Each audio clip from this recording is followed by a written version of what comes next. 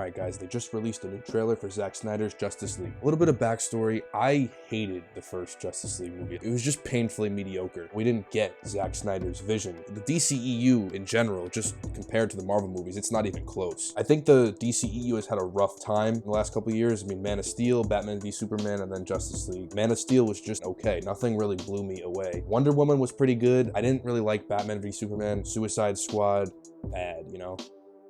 Back in July or June, I believe, we got a trailer for the Justice League for Snyder's Cut, and I was like, wow, this looks so different. I mean, not too different. I mean, you know what the basic idea is gonna be. The trailer opens up with Lex Luthor talking, Jesse Eisenberg, and he's kind of talking about his philosophy on God and power and all that stuff. And we see flashbacks of the Amazonian battles and all the stuff that took place on Earth thousands of years ago. So you have Darkseid and Steppenwolf. Steppenwolf was kind of the main villain in the Justice League movie, but we didn't really see Darkseid. It looks like Darkseid plays a bigger role in the Snyder Cut. It looks like there was these past battles where the mother boxes were trying to be acquired, but the Atlanteans and the Amazonians fought them off. And now it seems like they're coming back to finish that deed. That's where Batman comes in, recruiting the Justice League and trying to bring them together after Superman died. So Batman says that he has this premonition, and it's similar to that dream he had in Batman v Superman where Darkseid had taken over the world. He was kind of this post-apocalyptic drifter, and he was kind of just like mowing folks down, looking for shit. What's interesting is the Joker appears. Jared Leto's Joker is going to appear in this film, and I'm happy because in the Suicide Squad, I didn't hate Jared Leto's take on the Joker. I just didn't think it was anywhere as good as Ledger or even Phoenix's for that matter. It was just more that he wasn't in the film enough. Like, he barely had any screen time, and he didn't have any screen time with Batman except for that chase scene, sort of, but they didn't have any face-to-face interactions. What I think is a kind of an interesting theory is that when Batman sees this premonition and he sees the future where the world is just taken over and it's the end of civilization, he sees the Joker. That's the first thing that comes to mind. And that's interesting because the Joker is chaos and mayhem. Maybe the state of chaos the world is in, if Darkseid takes over, it's like a billion Jokers everywhere. And in this moment, we see Cyborg in the background, we see Joker in a SWAT uniform, and he says, we live in a society now where honor is a distant memory. Basically, that means that the world is chaos. This could be Batman's worst dream realized, kind of like in the Arkham Knight game. But I love how Joker and Batman have this moment in this trailer. So much history between these two characters, and you can tell just by the way they look at each other. Batman's just like,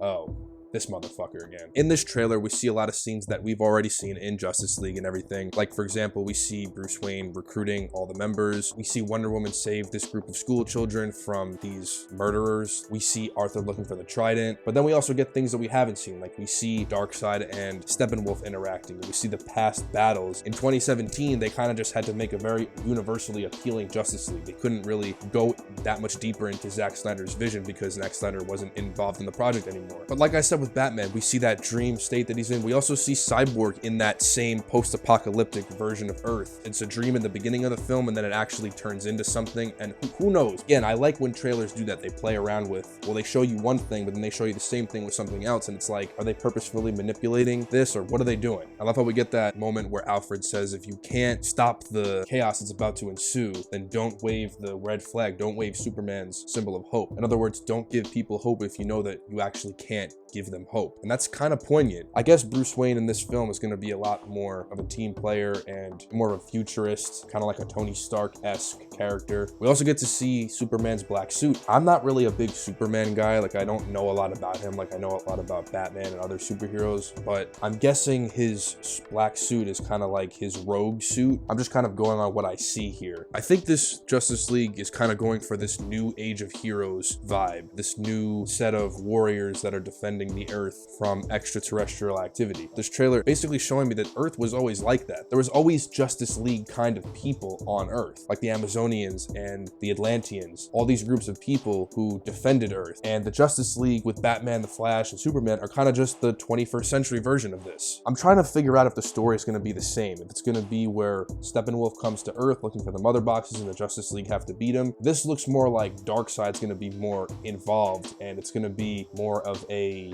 Thanos-like invasion where he comes, almost bring Earth to the brink of destruction until the Justice League finally get it back. That's what I think it's going to be. We'll get to see in March when this comes out on HBO Max. We'll get to see it come to fruition, and we'll talk about it then.